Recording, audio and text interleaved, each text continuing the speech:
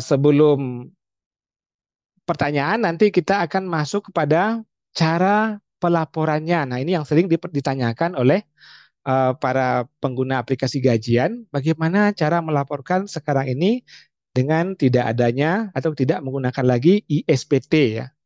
Nah, dulu kita menggunakan ISPT, sekarang kita menggunakan e-Bupot. Kita bisa dilihat di sini. Nah, kita menggunakan SPT PPH, surat pemberitahuan PPH 2126 menggunakan aplikasi e-Bupot. Nah, yang pertama yang perlu Bapak Ibu lakukan adalah tentunya kita masuk kepada DJP online. Kemudian kita aktifasi dulu fitur e-Bupotnya.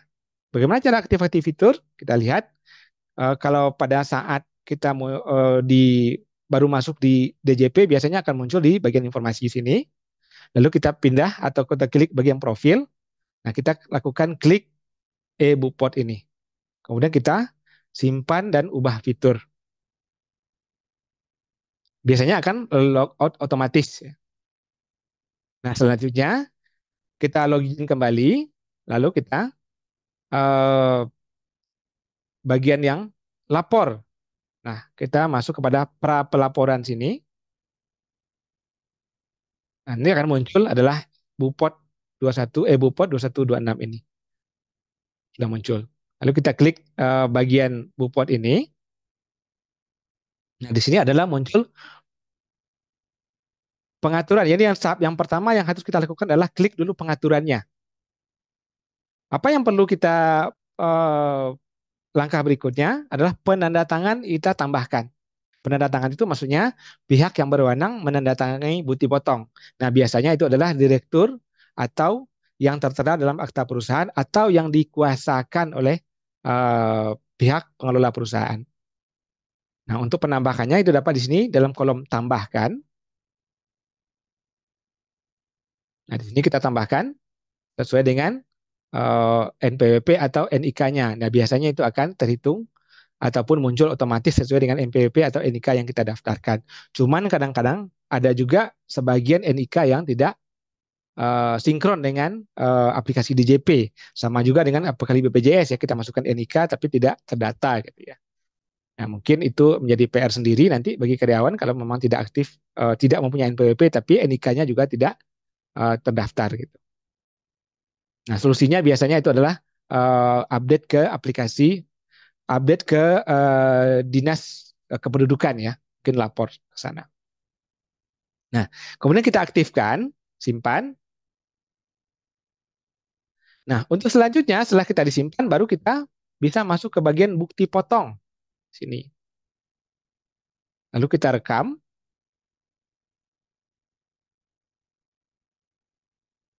Ini adalah kita merekam bukti potong secara manual. Setelah kita hitung PPh-nya seperti yang sebelumnya, tadi yang dalam perhitungan itu, kita masukkan seperti ini 10 juta, K2, nah itu akan otomatis langsung terhitung 1,5%. Jangan lupa sebelumnya itu kita inputkan dulu tahun pajaknya, masa pajak, kemudian juga NPWP, kemudian kita pilih apakah menggunakan NIK atau menggunakan NPWP. Nah, bisa kita gunakan NPWP, maka otomatis muncul NPWP yang bersangkutan di sini. Dan ini NPWP saya. Nah, selanjutnya apabila kita simpan, apabila ada penambahan karyawan berikutnya, kita masukkan manual satu persatu sesuai dengan penghasilan yang diterima oleh karyawan tersebut. Termasuk juga dari sini adalah pegawai tetap. Kalau pegawai tidak tetap atau penerima pesangon, itu juga kita langsung di portal yang sama atau menu yang sama. Tinggal pilih penerima penghasilannya dalam kategori apa. Apakah kita bisa mengupload seperti halnya di ISPT sebelumnya? Dulu ada file CSV, lalu diupload ke aplikasi ISPT, terisi otomatis. Nah, kalau di e-Bupot ini juga menyediakan aplikasi, file Excel atau template Excel yang bisa diisi. Bagaimana cara mendownloadnya? Tinggal di bagian petunjuk ini, di bagian petunjuk penggunaan ini ada bulanan dan final yang tidak final untuk upload template dapat diunduh di sini. Nah, kita lihat di sini. Langsung kita download. Dan di sini juga tersedia buku petunjuk untuk penggunaan aplikasi EbuPod ini. Jadi bisa di Bapak Ibu download juga. Bagaimana bentuknya? Nah, ini downloadnya. Downloadnya seperti yang di atas ini. Format upload EbuPod 21. Ini kita download pertama kali. Nanti jangan lupa ganti dulu nama filenya dengan nomor NPWP. Ini adalah kalau kita buka sheet-nya, ada rekap, ada 21, ada 26, ada daftar pajak, daftar objek pajak, daftar kode negara, dan referensi daftar PTKP.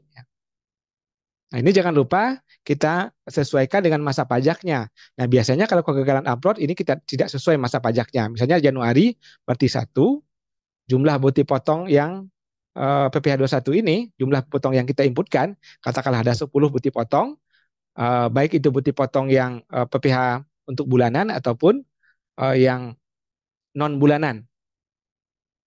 Itu kita totalnya kita input di sini. Misalnya ada total bukti potongnya 10, yang kita input di sini 2, maka yang terupload juga cuma 2 gitu ya. Jadi kalau sesuai. Setelah itu kita masuk kepada yang 21 di sini. Untuk pengisiannya seperti ini. Dalam tabel Excel-nya ada A sampai dengan Q. Ya. Ini tinggal kita isi saja tanggalnya sesuai dengan tanggal yang kita buat bukti potong. Penerima penghasilannya apakah kita menggunakan NPWP atau NIK. Nah, dalam hal ini contohnya adalah kita pakai NPWP. Maka kita inputkan NPWP dengan format teks ya. Sesuai dengan format yang disarankan dalam mengisi tabel Excel ini. Kemudian nama penerima penghasilan sesuai dengan NIK-nya atau sesuai dengan NPWP-nya. Kemudian kode pajaknya di sini kebetulan adalah yang 21.103 ini adalah untuk karyawan tidak tetap. Kalau karyawan tetap berarti 21.101. Kemudian juga isi NPWP pendatangan. Nah, ini yang sesuai dengan kita input di waktu saat pertama kita setting EbuPod tadi, harus sama. Kalau berbeda, maka tabel Excel ini gagal upload. Jadi harus sama dengan NPWP-nya. Mungkin yang pada saat tadi kita inputkan NPWP-nya direktur utama, tetapi di sini kita inputkan NPWP-nya direktur gitu, itu kalau berbeda NPWP-nya maka dia akan gagal upload. Kemudian karena kita pilih NPWP, maka NIK penandatangan boleh tidak diisi atau juga boleh juga diisi. Kode PTKP ini K0 ya, PK0, K1. Nah, itu sesuai dengan kondisi perusahaan, kondisi karyawan. Kemudian apakah ini pegawai harian? Kalau pegawai harian yang di antara 450 sampai 500 tadi, 2.500.000. Walaupun tidak ada PPh, dalam upload dalam pelaporan EbuPod ini tetap dilaporkan dengan PPh-nya 0 gitu ya. Oke. Kita lanjutkan dengan apakah gross up atau tidak. Kalau dalam sini dia tidak menggunakan gross up, jadi gross gitu ya. Ini apakah pegawai harian atau tidak? Dalam hal ini kita menggunakan tidak. Jadi kalau untuk pegawai harian silakan dibuat iya. Kemudian penghasilan brutonya 5 juta untuk seperti di sini sesuai dengan jumlah penghasilan bruto si karyawan yang akan kita upload bukti potongnya. Ini kan fasilitas ini apakah ada fasilitas DTP seperti tahun sebelumnya itu ada PMK mengenai DTP, kita inputkan di sini kalau ada ya. Nah, untuk pengisian tabel Excel ini bisa sampai dengan 10.000 baris ya. Maksimal 2 MB. Cuman kemarin saya baru coba sampai 100, masih berhasil, gagal 1-2 karena masalah penulisan sini. Nah, ini adalah kegagalan upload yang sering terjadi pada saat EbuPod. Jadi isi kolomnya tidak sesuai format bilangan. Di sini adalah formatnya yang diminta adalah teks ya. Atau bilangan berkoma juga akan gagal. Kemudian pilihan NPWP di kolom C. Ya, gini, di kolom C ini kita pilihnya NPWP, tapi kita isinya di NIK. Ya. Nah, itu juga akan gagal upload. Atau isinya NIK, isinya kita mengisi kolom D-nya itu NPWP ini. Itu juga akan gagal upload. Jadi NPWP di sini juga harus kita isi bagian NPWP. Kalau NIK-nya di sini di kolom C juga di bagian E ini kita isi kolom NIK, nomor NIK-nya. NPWP penentangan tidak sesuai ya. Tadi seperti ada perbedaan antara yang NPWP penentangan ketika yang sudah kita rekam dengan yang kita isi di file Excel. NIK tidak sinkron dengan Dukcapil. Ini perlu solusinya adalah dengan input NPWP ya. Kalau tidak kebetulan Dukcapilnya NIK-nya tidak terdaftar atau tidak terdeteksi oleh DJP online, maka solusinya kita input NPWP. Sebenarnya untuk mengaktifkan NPWP cukup mudah ya di kita via e-register. Mungkin kalau bagi karyawan yang merasa membuat NPWP itu susah, sepertinya sekarang ini sudah tidak susah. Kemudian tidak mengisi alamat pada pilihan kolom C NIK. Jadi kalau kita NIK, kita isi, maka kolom alamatnya harus diisi. Memilih ya pada kolom gross up untuk karyawan tidak kena pajak. Jadi kalau karyawan tidak pajak, kita harus pilihnya tidak, jangan ya. Karena memang apabila semua karyawan itu dihitung dengan metode gross up, tetapi ada karyawan yang di bawah PTKP yang tidak termasuk dalam persentase ter yang dikenakan pajak, maka harusnya kita memilih tidak. Jadi kalau ini dia akan gagal upload kalau kita pilih ya. Kemudian tidak sesuai masa dan jumlah bukti potong pada sheet rekap tadi. Nah itu kita bahas tadi, apabila masanya Januari kita isi 2 gitu, jadi kita tidak akan gagal upload. Nah, kemudian setelah kita upload, ini akan muncul notifikasi-notifikasi ketika kita upload. Kita uploadnya di mana? Di sini kita lihat pada saat uploadnya. Di sini kita pilih filenya kita sudah download tadi juga kita isi. Kita sesuaikan tahun pajak dan bulannya. Kita klik bagian pilih file bukti potong. Nah, ini kita klik upload. Ketika kita upload akan ada notifikasi di bawah ini. Nah, ini kalau yang ada berapa yang gagal ya, terdapat bukti potong yang gagal. Ini karena NPWP-nya salah ya. Gagal dan kita sesuaikan saja format-format dengan yang disarankan oleh file Excel. Nah, ini adalah yang sudah kalau sukses bentuknya seperti yang di baris kedua dan ketiga, pertama dan kedua ini.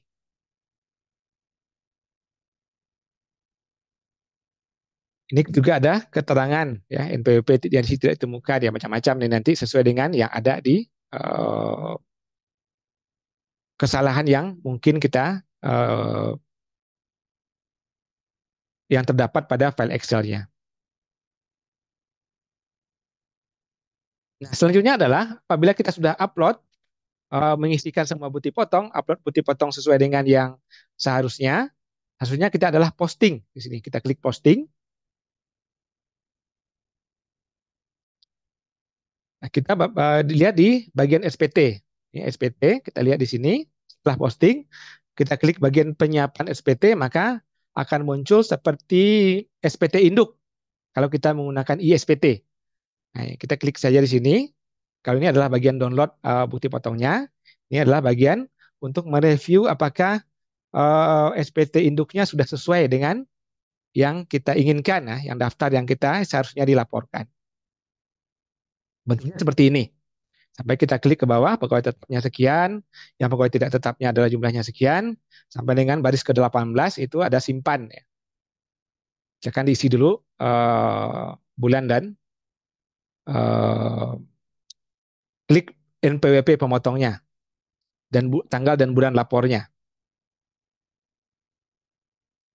Langkah selanjutnya, apabila ternyata jumlah bukti potong itu atau jumlah PPH tidak sesuai dengan perhitungan kita, dengan yang hasil di dalam yang telah kita upload ke EBUPOD. Kenapa? Karena di dalam upload ini kita tidak bisa memasukkan jumlah PPH-nya. Yang perlu kita masukkan cuma jumlah brutonya saja. Berbeda dengan iSPT. Kalau iSPT kita uploadkan jumlah brutonya, kita uploadkan juga jumlah PPH-nya. Jadi di sini kita hanya menguploadkan jumlah brutonya saja. PPH-nya e-Bupot yang akan menghitung secara otomatis. Nah, kadang-kadang terdapat perbedaan itu kita lakukan unduh di sini atau download di sini. Itu akan kita download bukti potong di dalam bentuk file Excel. Cuman sampai saat ini kalau Bapak Ibu punya 1.000 bukti potong, maksimal yang bisa download hanya 100 ya. Jadi 100, 100, 100 berarti kalau punya 1.000 karyawan, berarti harus kita download 10 kali gitu. Jadi nanti bentuk dalam file Excel nanti kita lihat jumlah PPH-nya yang telah terhitung di aplikasi berapa gitu kan. Atau bisa kita lihat juga masing-masing di uh, bukti potongnya. Tapi kalau nggak bukti potong kan cukup lama ya. Mendingan lebih baik atau kita unduh saja di sini dengan membentuk Excel. Kemudian adalah apabila semuanya sudah sesuai, lalu kita ke perekaman bukti penyetoran atau SSP ya. Kita lihat di sini pada bagian SPT masa ini rekaman bukti penyetoran atau kita input NTPN kalau kita menggunakan ISPT. Sekarang pun masih menggunakan NTPN. Nah, kita lihat dulu di bagian ringkasan pembayarannya dapat kita lihat di sini ada jumlah PPH untuk yang regulernya 17 juta ini. Kemudian ini ada untuk yang penerima pesangon. Untuk bagian aksi ini itu kita bisa otomatis download e-billing. Jadi kita nggak perlu lagi masuk kepada pembuatan ID billing. Nah, kita downloadnya seperti ini. Kalau kita klik, otomatis jumlahnya akan masuk kepada bagian ID billing, tinggal download saja. Jadi tinggal dibayar ID billing yang sudah dibuat otomatis oleh e-Bupot. Selanjutnya, setelah ID billing kita bayar, kita masukkan perekaman penyetoran bukti penyetoran ini, NTPN-nya, maka di sini akan muncul menu berikutnya itu untuk lapor, lapor SPT.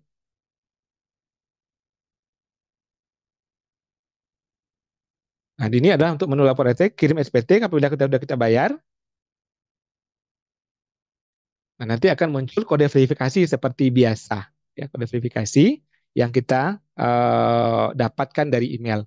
Yang perlu kita catat di sini adalah bahwa untuk laporan saat ini yang belum untuk masa akhir ya, katakanlah karyawan Bapak Ibu ada yang resign di bulan Januari, itu belum bisa kita lapor. Mungkin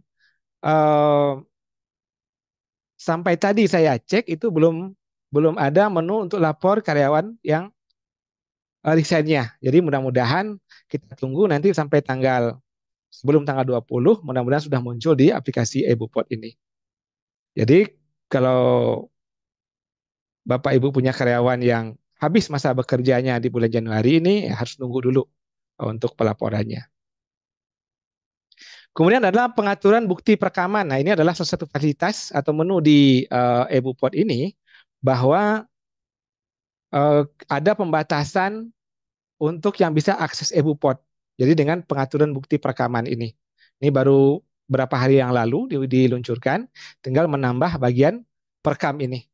Jadi nanti aksesnya nanti akan kita isi NIK dan email dan data karyawan yang akan diberi hak untuk menjadi perekam. Nanti akan muncul ke email yang diisikan seperti ini, termasuk passwordnya, jumlah NPWP-nya. Nah, nanti selanjutnya adalah ini adalah jumlah perekamnya atau nama-nama perekamnya, bisa lebih dari satu perekam yang dimunculkan di aplikasi e-Bupot ini. Silakan diberikan akses untuk perekam. Jadi dengan adanya perekam ini, karyawan yang lain yang juga punya akses ke DJP online ini, yang misalnya untuk akses e-Bupot unifikasi ataupun pelaporan pajak lain, itu tidak bisa melihat data PPh 21 ini. Ini bentuk fasilitas atau menu yang diberikan oleh DJP terkait dengan e-Bupot ini. Jadi kita bisa batasi.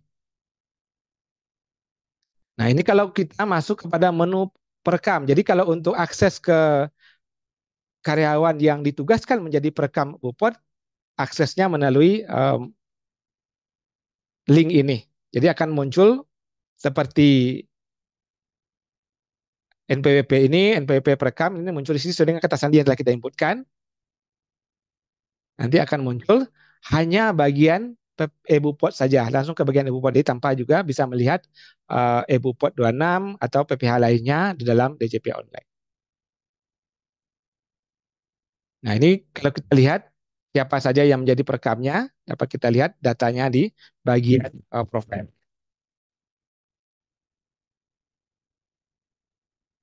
Untuk perekaman bisa langsung seperti yang kita jelaskan tadi, menambah perekamannya bagian sini khusus untuk perekam saja.